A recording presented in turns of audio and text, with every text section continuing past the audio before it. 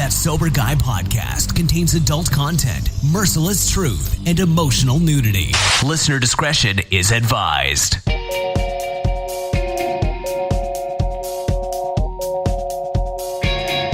Yo, what's up? Thank you for tuning in today. Thanks to Humans for bringing us in. Thanks to you for supporting the show. I'm Shane Raymer. You're listening to That Sober Guy podcast, and we help people stay sober. We're coming to you on day 3, which is the last day for me out in San Diego at the Innovations and Recovery Conference. As you can tell, I'm losing my voice a little bit. Lots of talking going on, meeting lots of good people, putting out some good content, so I hope you guys are all enjoying that out there. This is going to be the last podcast we do with this session in this year, and we're talking with Darren Littlejohn. It's really been a pleasure to meet him. I actually just got out of the workshop that he put on, so we're going to chat a little bit. Darren is a best-selling author. He's a retreat leader, certified yoga teacher, also a recovering addict and a practitioner of Zen and Tibetan Buddhism, as well as a former mental health specialist. He created a new program called Compassionate Recovery, universal, inclusive, trauma-informed approach to healing from attachments and addictions. So we're going to talk to Darren in just a minute, but first be sure to check us out at thatsoberguy.com. You can connect with us on Instagram at RealThatSoberGuy and on Twitter at Shane Raymer. And then finding the right treatment option for addiction and mental health illness can be tough sometimes, and that's why we've continued to partner with Foundations Recovery Network. They stay true to their mission. They hold high ethical standards and provide treatment in a nationwide network of residential and outpatient programs. So if your loved one needs help, you can go to foundations.com/soberguy, or you can call 833-81-SOBER. That's 833-81-SOBER. And you can talk with an admissions coordinator about your treatment options. Darren Littlejohn, it's a pleasure to meet you. We met yesterday. I think Jordan introduced us in the hall, and I'm glad that we got a chance to hang out a little bit, and I got to sit through the workshop. We got some good meditation sessions in, and I think I got 2 out of the 4 because I had to step out for a minute. But thank you, man, and welcome to the podcast. Well, thank you. It's been a really nice meeting you. I did a podcast with the other guy down the hall, and I thought, wait a second, I better say hello to this guy too. You know? Yeah, Recovery Unscripted. That's Foundation's podcast, and David, he does a great job over there too. Yeah, it was good. I'm doing a webinar for them too Nice. coming up. It's going to be on their website. So yeah, Awesome. I'm happy to be here at the conference. I love being around all these treatment people. And Yeah, good times. There's some good people for sure. One of the things I want to mention, and I love when these things kind of happen in the moment like this, is we're going to talk a little bit about meditation, about mindfulness, and hopefully some yoga too. I know you've been a yoga instructor for a long time. A good friend of ours, Kim Huerta, recently passed away, and she's really important to us and our family. She's one of my best buddies who I got sober with shortly. Well, he got sober before me, and I followed that path a couple of years later. My buddy Seth, he's been involved in the podcast a lot, but I just kind of wanted to mention that and dedicate this episode to her in light of mindfulness, yoga. She was just an amazing lady, and she really took to heart that connection, that spiritual connection, and she was all about love and giving back and serving others. So I just kind of wanted to honor her real quick, and I appreciate you coming on today, and we'll jump right in. yeah. So I guess we can start with a little bit about your background, Darren. Let's let people know out there. You're in recovery. I know you've written a number of books. One of them, the 12-Step Buddha: Enhanced Recovery from Any Addiction. Tell us a little bit about yourself, man. Well, I came from Chicago and have been in California most of my life. And around 7th grade or so, I discovered marijuana from my next door neighbor who happened to be growing it. And, I had that moment of clarity or moment of addiction and being totally hooked from that moment. So I became a full-time drug addict after 7th grade. That's the last grade I completed. And until I got sober at age 22 and went to college. So I got sober in the mid-'80s in San Jose, California. The Saturday Night Live group, which was a super poppin', like really big young people's group at the time, before young people's was a thing. And I was in that for a few years before moving to Southern California. So I basically went to college at Cal State Long Beach and got a degree in psychology and went to grad school there for research psychology. Got it. And I had about 10 years sober and relapsed. And I never did figure out what happened. And then I came back. I said I'd never come back.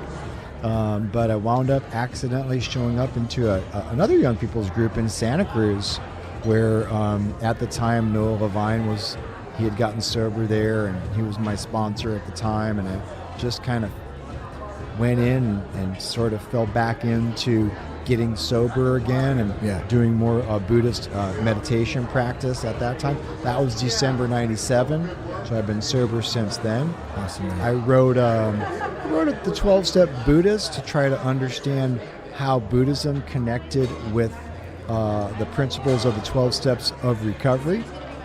And that was kind of a way of staying in your NA or AA type program without having to go to another program, but to be able to be Buddhist within that program. Got it. So I basically extracted the principles of the 12 steps. We say practice those principles in all our affairs. Sure. What are the principles? What are those principles that are common to Buddhism? How do we practice meditation stuff around those? So that book came out in 2009. It was a bestseller. It's been going strong. Changed a lot of people's lives, so they tell me. So my publisher agreed to do a update edition 10 years later. I just turned it in the other day. Nice, man. And that'll be out in the fall. Yeah, you said you updated some of your bio and kind of where you're at now, so it gives a little update to what happened in my personal life, which led me to my knees at 17 years sobriety. And you mentioned a minute ago too, you said you didn't think you were coming back. Did you mean that like you relapsed and you thought like, I'm not going back into recovery, that's it, I'm kind of done with that? Wow. This is my life, like I'm an addict. This is what I do. This is who I am. So you took acceptance in that, but kept going like in that. Well, yeah, and it was kind of like I just am more like a resignation. It's kind of like a learned helplessness. It's kind of like I'm a down dog, This is it. This is what you get. I tried the other stuff, didn't work. Wow. I tried to go to college and I tried to this and that and be a better person, but I'm a piece of shit. Wow. I don't know if you can cuss on your show. Oh, absolutely, bro. Yeah, please. But that's what I felt about myself. Well, what I didn't realize then, which I've just come to understand really in the past few years, is the trauma and what plays a part in relapse and how unaddressed trauma really led me to really not being comfortable in my own skin, to the point where I was, what we say in AA, we want to blot out the intolerable consciousness of our reality. You know what I mean? And then you get sober again and it's like, like my skin is crawling, like what am I going to do? And I have to feel shit. Feelings are, so the relapse, I wasn't really happy with myself until I got to be around 10 years sober again. I got my 10 years back. And I was super involved in AA and stuff like that. But, I've been doing AA since 1984. I had like 24 months off, in the middle there when I was kind of in and out for a bit. And I just always felt like there was some stuff missing from there that I needed to try to understand and bring in. And I'm a seeker. I got into yoga. I walked into my first yoga class and it was like a bunch of half-naked people, super hot girls, sweaty, couldn't do it. I was humiliated and embarrassed, so I went back the next day. Good for you. I went back the next day and they're like, oh, you should be a teacher. And I'm like, no, who are you talking to, me? And they're like, no, you can do it. Well, I did it. I really did it. I've been teaching for like 8 years now. And I found that the breathing and movement and the fitness and everything that I do in yoga, combined with the Buddhist meditation, practices that I've been doing, that stuff fits so nicely and smoothly with my recovery. So I mentioned that we did a couple of meditations in the workshop, and which were great, by the way.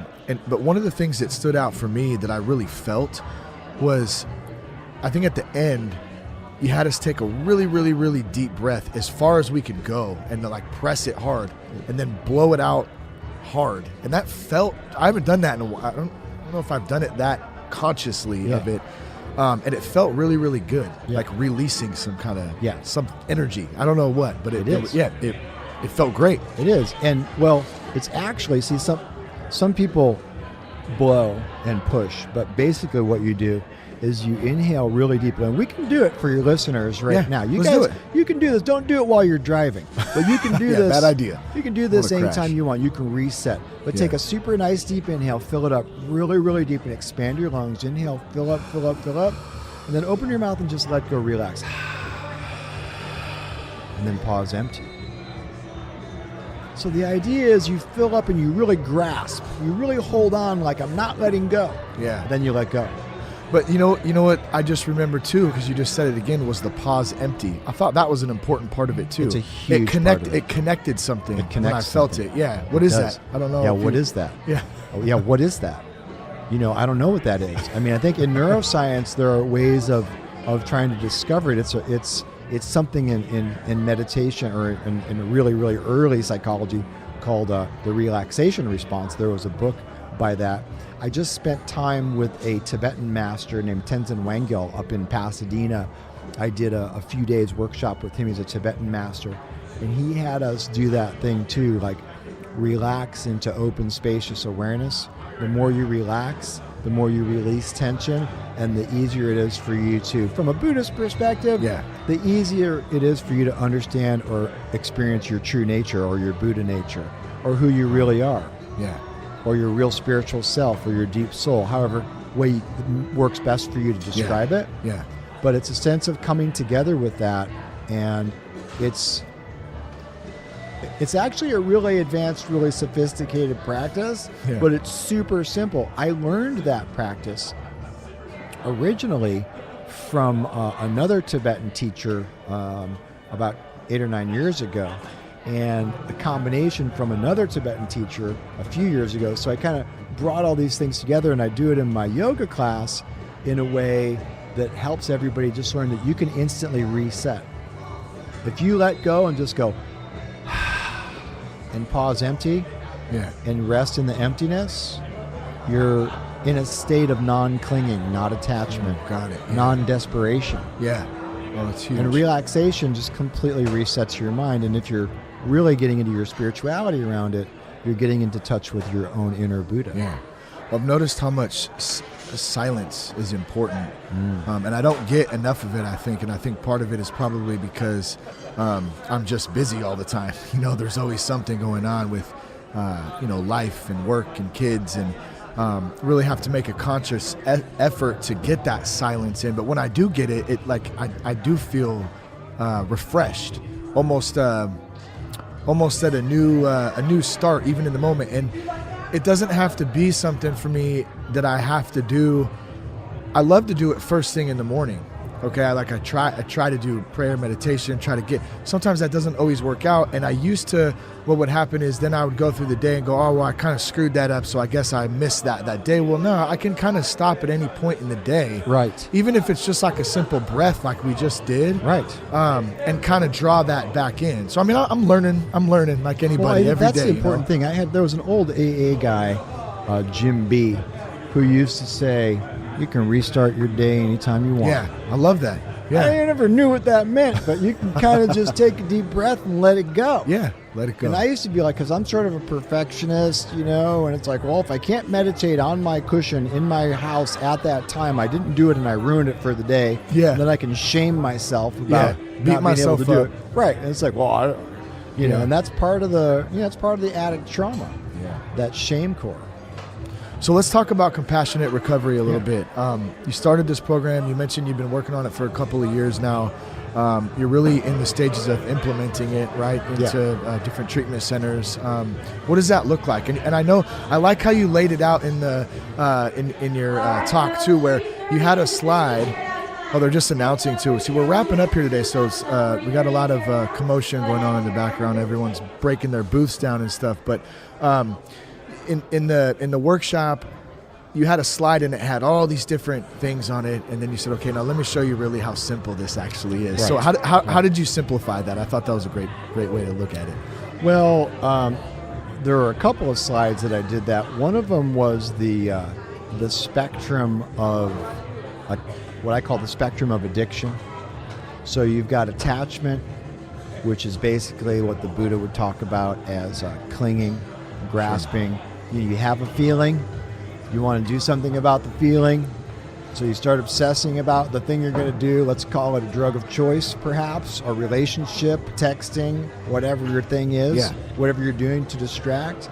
And then you do the thing, and you have the satisfaction from doing the thing, and then you have the regret from doing the thing, and then you got those feelings, which leads to wanting to get out of it again, more craving, more grasping, more action. So it's a cycle. Could that even be an attachment, as in, at one point in my life, let's say I had a lot of financial success, or I had a really solid way of living, and now that's changed in my life, and all of a sudden I'm still attached to that old time, and it's causing suffering and pain and anger and all that stuff too. That's exactly what we're talking about. Okay. And from the perspective of Buddha,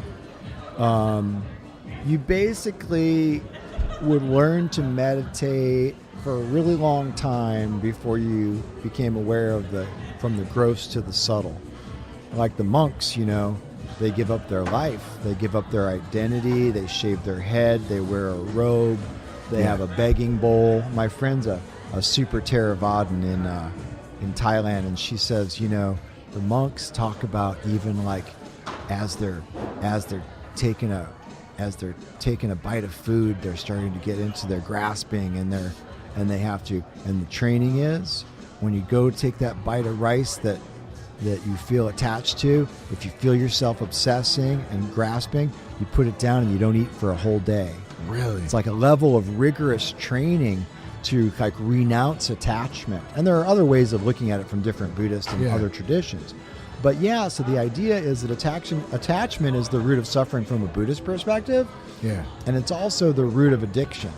So attachment, or addiction rather, is attachment gone wild. Yeah. Well, what if you're just hungry? I know it's kind of a dumb question, but what if you're just hungry? You want to eat. Yeah. But that's where that kind of comes in. Like I'm hungry, but What's the perspective on it? What's the attitude of it? Is it an attitude of fluidity or an attitude of tension? Is it an attitude of desperation and clinging? Yeah. Or is it an attitude of grace? So it's all about how you approach it, basically, where that energy's coming from. Where the energy's, with the bite. Right. And then also, how are you, you're the only one who knows. So in the deeper meditations, when these people are committed to this for their whole life, and in Buddhism we talk about it being many lives, to be a practitioner, to clear those obscurations or defilements, as they're called, So most people aren't really ready for that level of like, if I feel like I'm attached to my pizza, I'm not going to eat for a week. That might be an eating disorder or something. I don't know, right? Yeah. But the recovery approach and kind of applying the practice to recovery is looking at, the more I'm aware and mindful of the process of attachment, then the more informed, conscious decision I can make about how I'm going to participate in it. Got it. And even in Buddhism, we have this practice of Tonglen, exchanging self for others, where it's like you think, and this is a practice that my teacher, Venerable Ravina, would have us do, you see that stinky old nasty homeless wino out on the street there, and you just imagine going up to him and saying, here's my keys, here's my wallet, here's my clothes, here's my food, here's my life. I'm going to take your life. And even just thinking that way makes everybody cringe, and if everybody's repulsed by that idea, right? But even just beginning to consider it is a step in the right direction to start to free the grasping. Yeah. And then we have a more fluid approach, Wow. Yeah, that's kind of I don't think I've framed it up like that before, because you're giving. I mean, I guess it's an act of giving too. You're letting exchanging go. yourself for the benefit of another. Yeah. And even they do the practices of breathing in the suffering of another and breathing it out, So was that the scale that you had on the slide? Was suffering small, medium, large, or I can't remember. Well, it was attachment. attachment. I'm sorry, that's what it was. Yeah. Attachment, kind of like low, medium, high. Yeah. And then addiction. Like there are low, attachments medium, high, right? that aren't that big of a deal to you. Yeah. Like I can take it or leave it, really. Not just saying that, I really can take it or leave it. Like if I go to that, baseball game or watch that show or something. Yeah. And then there's the high one. It's like, no, it's Game of Thrones and it's season 8 and I'm gonna like kill you if you get in my way. You know what I mean? That's not really an addiction, really. Yeah. Could be, I guess, in certain ways. If you're like pasting your walls with posters and you never stop talking about Game of Thrones and you dress like the character 24/7, you can't have a job because you show up dressed like the or whatever. Yeah. It could be an addiction. Yeah. But anyways, it's kind of like a high level of attachment. So if we look at attachment, low, medium, and high, then look at how that's the beginning of a continuum. And then you look at addiction, early, middle, late. And what happens from first use all the way to really blowing out all your circuits. So what about if we talk about attachment in the relationship aspect and the loss of somebody that is close? Like I know you had mentioned, and I apologize, I can't remember his name now. Oh, it's Toby. Toby. About. Toby. You recently lost somebody that that you were friends with, and a lot of us have experienced that. I think you even posed the question in there: how many of us have lost somebody to addiction, or just lost in general? Yeah. How do you deal with that and that healing part? Well, I wrote this book called The Yoga of Letting Go in the summer. It's just ebook right now. It's not on paper, but I really looked in deeply into what it means to let go. And, coming from that recovery perspective where they say, turn it over, let go and let God, what can I really do? How does that actually work? I never really did get a good explanation on it. So I got a lot of research on grief and loss. And what I found out is that when you're dealing with loss of someone, you have your own unique process. You have your own unique experience and relationship to that person. And the best thing that anybody can do for anybody else who experiences a loss is not to say those things to him like, well, it was his time, or God wanted him, so he had to come home, or anything like that. Or you don't have to feel that way. Here, let's go get some ice cream, or here, have a beer, man, or have a drink, or something. Like, don't alter what you're experiencing. So we did the self-compassion practice. When part of compassionate recovery is utilizing practices from any system, whether it's a therapeutic model or a Buddhist or a yoga or a Christian or any kind of model, right? Whatever is helpful and useful. And one of the things we did in the self-compassion practice is that we just come into touch with where we're experiencing that sense of grief. Like I had one a couple days ago, like this person, I was real close to, they're not in my life anymore, and they better stay out of my life. You know what I mean? It's like that kind of thing. I still feel I still feel a hole there. I still feel lost there. So I said to myself, well, where do you feel it? And I've got my hand there right now. That's where I feel it, right in my chest. And I went, oh, this is suffering. Ooh, man, how can I embody that? How can I host that? How can I just be present for that? I'm not going to ever really get over that loss. Parents who've lost a child, there are certain things, you can't tell someone, oh, you'll get over it. I can't tell myself I got to superimpose this paradigm of loss, or you're going through these 5 stages and blah, blah, blah. Well, no, it's a unique experience for you. Have self-compassion for your experience and allow yourself to just be that, what you are suffering. There is a loss there. And then when you stop resisting it and you stop trying to force it and you allow yourself to feel it, then the process of healing can begin. Where's a good place for somebody who doesn't have a lot of experience in mindfulness, meditation? Where's a good place for them to start, just to really simplify it? Well, I've been trying to do this kind of work for a long time with people, and I've sent people so many different places, like go to the Zen Center, come to this Tibetan teaching where the teacher goes for 16 hours straight into the middle of the night. And, a lot of people just can't sit still and this kind of thing. So what I'm doing with Compassionate Recovery is if you go to compassionaterecovery.net, there's some meeting guides up there.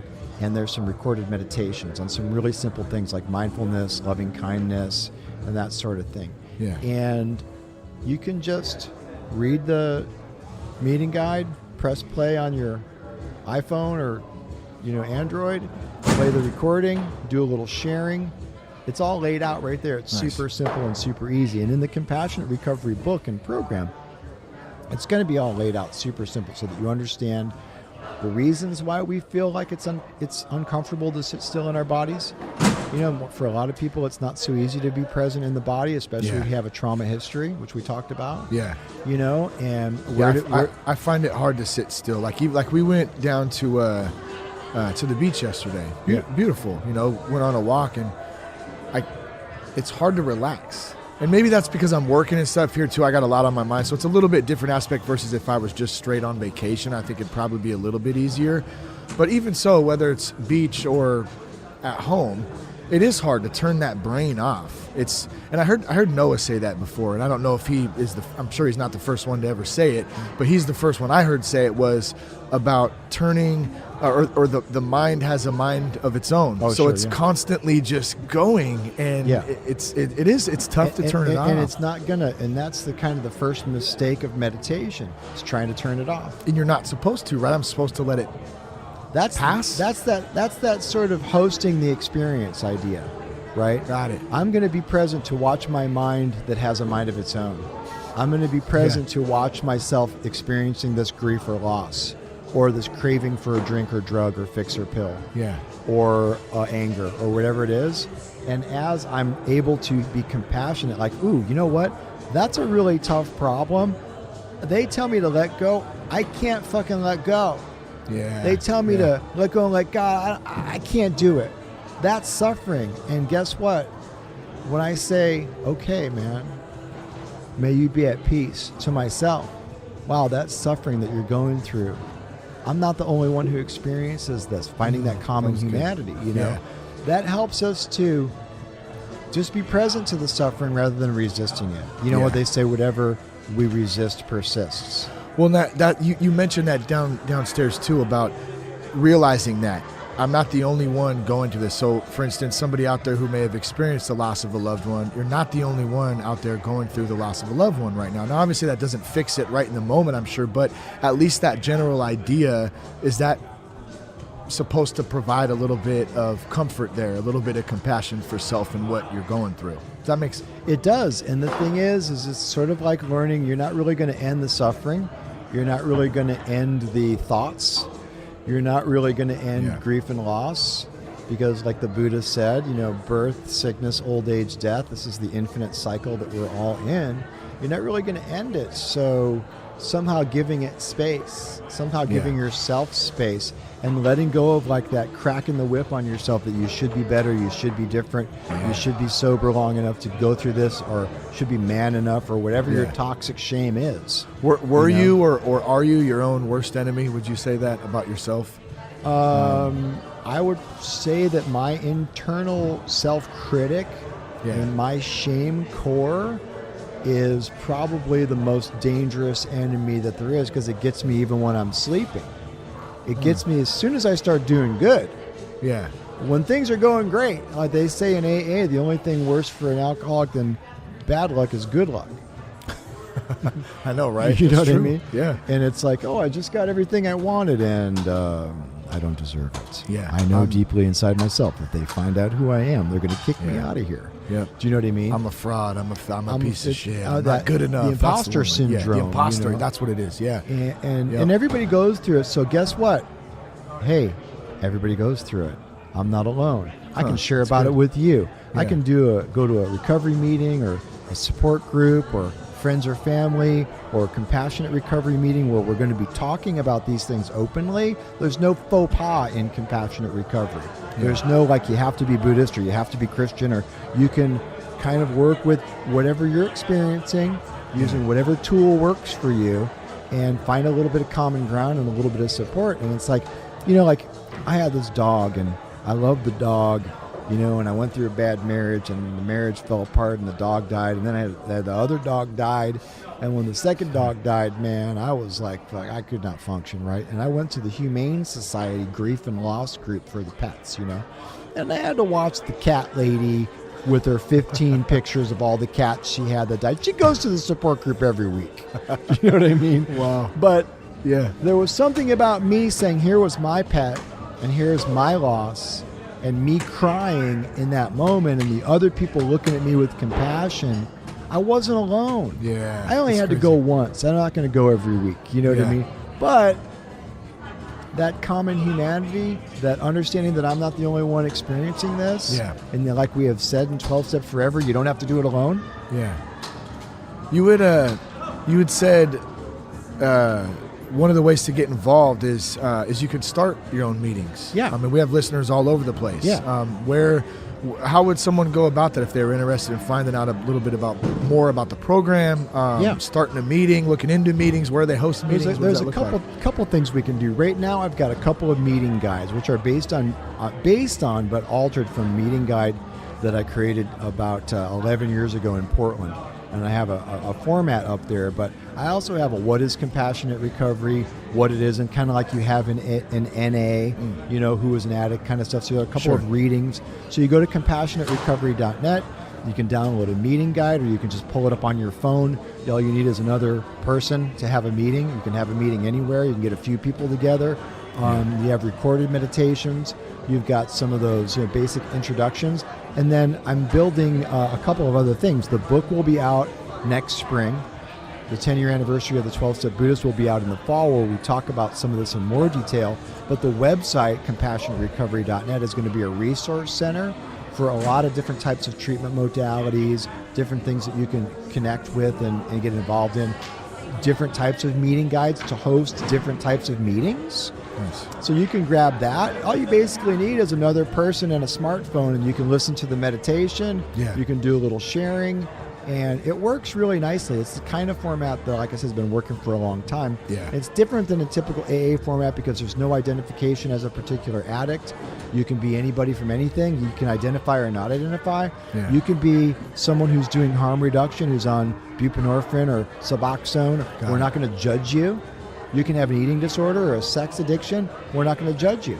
It's open and inclusive and universal. You can talk about whatever faith you want, but you're not preaching, obviously. Yeah. There are some guidelines. And you don't have to only have a resentment and a cup of coffee, right? Right. You can have an open heart and a willingness to connect with another human being. There you go. And the other thing I'm going to be doing is very soon at compassionaterecovery.net, I'm going to have an intro video on how to start a meeting. And then I can do Skype sessions with people. I can help host a meeting. I can do trainings. And the other thing is I'm going to have peer-led skills training. So we're going to have like Mindfulness 101. We're going to have probably 5 different classes that you would take like a couple hours each to a few hours each. You get certified in that. And you do a little test. Show me that you know how to do it. Then I'm going to say, boom, you got a Compassionate Recovery Mindfulness badge. You're going to go be able to do a group. You're not a guru, you're not a teacher, you're not a therapist, you're just a peer practitioner who's doing some healing, and you know a little bit about it. And then we're going to have clinician-oriented trainings too. So treatment centers, the clinicians need to know about the neuroscience and just the research behind all these practices, and then the deeper, more sophisticated levels of skill that are required, integrating that with some of their treatments that they're already doing, so that you can go to a facility. My hope is that within a couple of years, you can go to a Compassionate Recovery Certified Treatment Center, learn some practices and principles from the peers, from the clinicians there, and go to meetings in your community that are dialed in exactly what you learned. It's not like when you go to do a Hazelden first 3 steps in your treatment center and you get to AA and they go, those weren't the steps. Those aren't our steps. Yeah, Start over. It's a totally different mentality. Well, that's your paid therapist. That's your paid sponsor. They have like a resentment against science in AA, or a resentment against alternate things because what's been working works. Well, guess what? It doesn't work for millions of people, and a lot of people die because they couldn't do it. They couldn't approach the trauma. They couldn't approach the healing.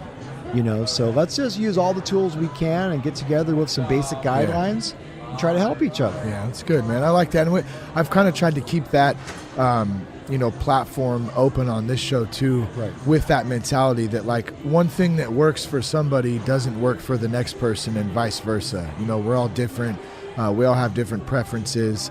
I've tried a lot of different things. A lot of different of the programs, and I've found pieces of them that work for me best. And that's kind of the way I like to approach it, at least at this time of my recovery in life. And that's the cool thing about this too, is that recovery really can be open, and it really can be an adventure. Yeah. And I'm going to develop this website to the point where you can kind of create your own schedule and your different practices that you want to do, and then you can check in, get some accountability, do some journaling, and this kind of thing. You might have an app for your smartphone where you can kind of collaborate with other people around the world that are doing that. So you're going to have the compassion track for 3 months, or the yoga track, or the mindfulness track, or the fitness track. You're going to like try these different things and then see how it works for you, so that as you go, you're exposed to a lot more things than you would be normally. And you can find that combination that works for you, and then understanding that it may only work for you for a certain period of time, but if you hit a wall later on, like we talked about, you got 6, 8, 10 years sobriety and you fall into the funnel, you're not going to just hear the same old rhetoric like, oh, go work another 4-step, go help a newcomer, No, you're going to say, hey, hold on, I did X, Y, Z, and now I want to try ABC. And you're going to have support of other people and the clinical support. That's a big part too, is a support community, people around, that you can bounce ideas off, build you up, be there, positivity, that vibe, getting on that wave. Man, I know you're tired. I'm tired too. I appreciate you taking some time after that, Darren, man. It was really good to meet you. One more time, where can folks reach out to you, find you if they want more information, or if they want to holler at you in particular? You can always email me at Darren, B as in boy, Littlejohn, DARREN, LITTLEJOHN @gmail.com. You can sign up at compassionaterecovery.net for that one. And of course, the 12stepbuddhist.com is still there. And that 10-year anniversary edition is coming out, and I'm going to be doing retreats and workshops on that kind of stuff as well. So, just reach out. I'm happy to help in any way, and see what I can do to kind of, bring a little bit more healing and ease the suffering a little bit. Good stuff, man. I appreciate you, Darren. Thank you. Check us out at thatsoberguy.com. Connect with us on Instagram at realthatsoberguy, at Shane Raymer on Twitter. Man, last podcast of the conference here today. So once again, I appreciate you guys tuning in, supporting the show. Big thanks to Foundations once again for having us out at Innovations in Recovery in 2019. Man, much love to you guys too. Thank you for supporting, for interacting. Stay sober out there. Keep it up. Make sure you're getting involved, giving back, joining the community, and having some fun. Most importantly, love you guys. Peace, love, and respect. And keep your blood clean. Keep my head on straight. I've been trying to keep my head on straight. You still say that I don't know anything about you. Oh, I don't know anything about you, but I know what you do in the back room. And you still say that I don't know anything about you.